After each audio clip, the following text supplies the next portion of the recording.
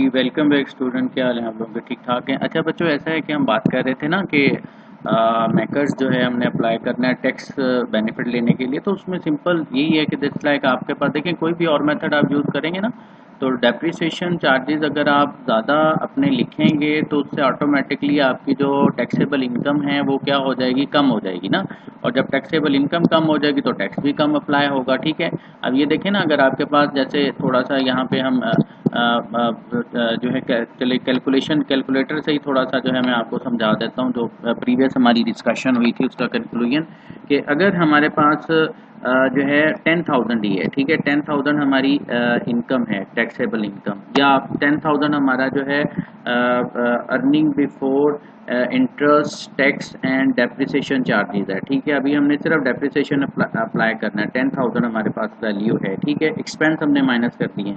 अगर मैं करता हूँ जैसे स्ट्रेट लाइन से हमने निकाले थे कितने, 1600, ठीक है, तो उस हिसाब से 8400 पे हमारा टैक्स अप्लाई होगा ना। इंटरेस्ट चलें हम नहीं, हमने लोन नहीं लिया हुआ, इंटरेस्ट नहीं हम देंगे, ठीक है, नहीं दे रहे।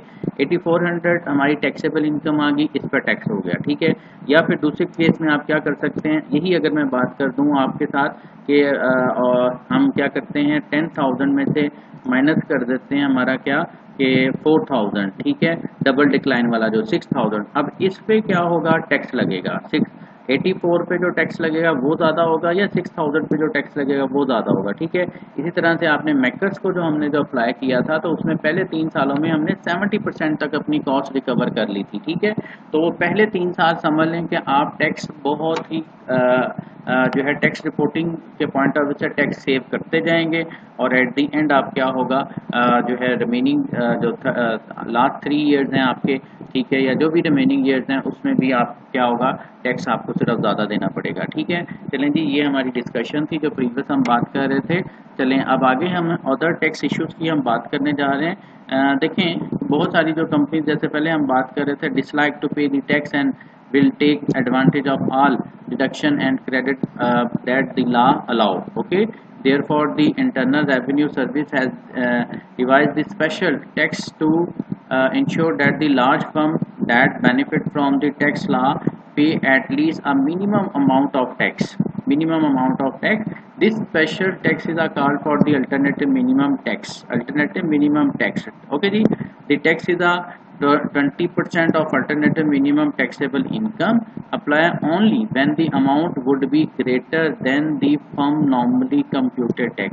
असल में ऐसा होता है, अल्टरनेटिव मिनिमम टैक्स का क्राइटेरिया सिर्फ इसीलिए डिफाइन किया गया है कि कंपनी जो है क्या कर लेती है, फिक्स कर लेती है।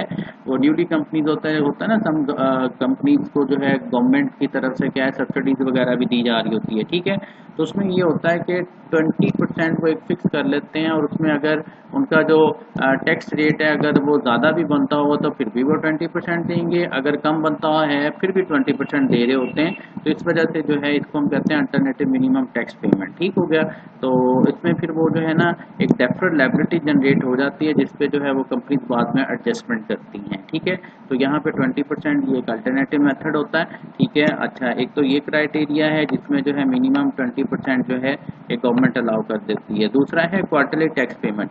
अच्छा, क्वार्टरली टैक्स पेमेंट में बच्चों क्या होता है, कॉर्पोरेशन जो है any significant size required to make the quarterly tax payment. देखें आप क्या करते हो, अपना टोटल जो भी आपका टैक्स है, ठीक है, उसको कैलकुलेट कर लेते हो, लेकिन उसको फिर एक इंस्टॉलमेंट की सूरत में दे देते हैं। ठीक है, यहाँ पे देखें, specially the calendar year corporation are required to pay the 25% of their estimated tax in a given year on before April 15, June 15, then September 15 and December 15. ठीक है, when actual income tax differ from their that which has been estimated, adjustment are made. Company that is on a calendar year basis of accounting must make the final settlement by the March 15 of the subsequent year. अच्छा, यहाँ पे देखें, एक तो ये है कि estimated value आप बेशक निकाल लें, एक है कि एस्टिमेटेड ना भी निकालें। ठीक है, इसको भी जो है ना हम ज़रा कैलकुलेटर से थोड़ा सा इसको अंडरस्टैंड करते हैं। देखें, लेट्स सपोज आपके पास जो है ना, आपका जो है ना 40,000 टैक्स बनता है। ठीक है, 40,000 टैक्स को हम क्या कर देते हैं, इंस्टॉलमेंट बना लेते हैं इसकी 4 के।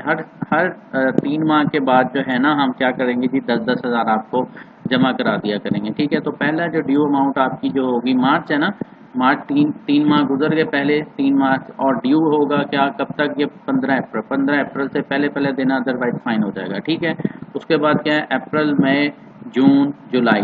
ठीक है, तो अप्रैल का महीना है, जून है, जुलाई है। दूसरा जो है आपके पास फिर क्या है, जुलाई में के 15 तक हो सकता है, फिर सितंबर हो सकता है, फिर आपका क्या है, दिसंबर। तो ये आपके पास फिजिकल ईयर, या हर कंपनी जो है, या डिफरेंट भी हो सकते हैं। पाकिस्तान में तो जस्ट लाइक जून, जुलाई वगैरह हमारे पास 7 मंथ जो होता है उसको हम कंसिडर कर रहे हैं। ठीक है, तो उसमें जो है ना आप उसको कंसिडर कर रहे होते हैं। ठीक है, कि वो हमारा फिजिकल ईयर क्लोज है। बाजू का दिसंबर भी कहीं कहीं पे कंसिडर किया जा रहा है, तो ठीक है, इन यूनाइटेड स्टेट वगैरह में। तो बहरहाल इस हिसाब से जो है आप क्वार्टरली जो टैक्स पेमेंट है उसको आप मेंशन कर देते हैं। ठीक है, कि पूरा एक दफ़ा ही 40,000 देना मुश्किल होता है, तो आप इंस्टॉलमेंट में देते हैं। ठीक हो गया।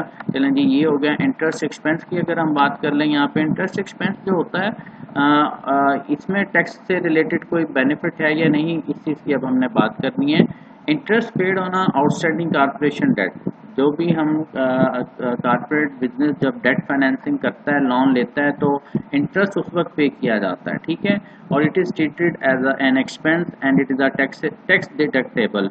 और नो डाउट ये टैक्स डिडक्टेबल इसलिए होता है कि टैक्स से पहले इसको हम क्या करते हैं, इस एक्सपेंस को पे करते हैं। ठीक है, however dividend paid to the prepper on a common stock are not tax deductible. reason is that कि dividend तो आपको at the end देना पड़ता है, net profit में से dividend देना पड़ता है। Thus, for profitable tax paying company use the debt bond into the financing mix result in a significant tax advantage relative to the use of the preferred and a common stock, given the marginal tax rate 35%.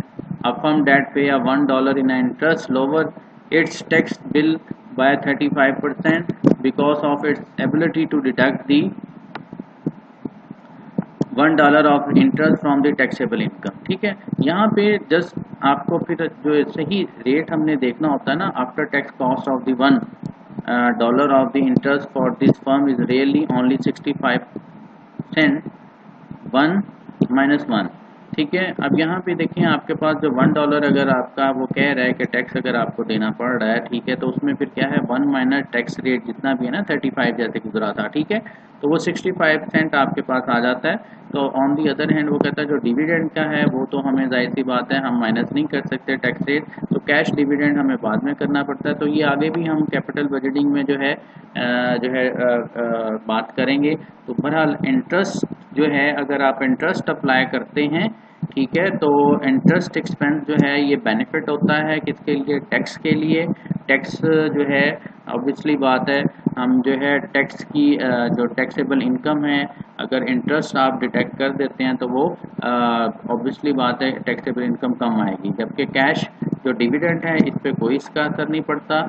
यहाँ पे उसने जो है ये बात की हुई है, कारपोरेशन में on it stock and other company if it receive the cash dividend on this stock, normally 70% of the dividend is a tax exempt।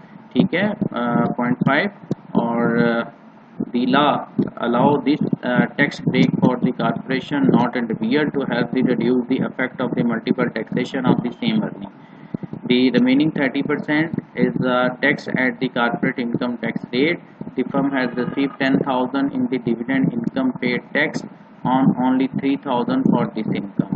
The marginal tax rate 35%. Tax would be amounted to 1050 and opposed to the 35 if the entire dividend income were treated as a taxable income. ठीक हो गया जी। चलें जी, ये cash dividend है, और cash simple आपको सिर्फ यही डिसाइड करना है कि कैश डिविडेंड के पॉइंट ऑफ व्यू से टैक्स बेनिफिट होता है या नहीं होता, क्योंकि आपको जो है इसका अलहदा से हमने टैक्स कैलकुलेट करना होता है, और नॉर्मल जो है इसमें एग्जेम्प्ट भी होता है। ठीक है, 5%। ठीक है, ये 0.5 जो उसने बात की है अकॉर्डिंग टू दी लॉ। और अगर ज़्यादा आप डिविडेंड दे रहे हैं उस हिसाब से ऑब्वियसली बात है आपको वो अप्लाई करना होता है। ठीक है, अच्छा एक और हमारे पास यहाँ पे कॉन्सेप्ट है जिसको हम कह रहे हैं handling corporate losses and gain. ठीक है, तो इसको हम जो है ना नेक्स्ट उसमें जो है अपने डिस्कस करते हैं वीडियो में, ताकि जो है उसको कंप्लीट भी हम कर सकें। ठीक है जी, अल्लाह हाफिज़।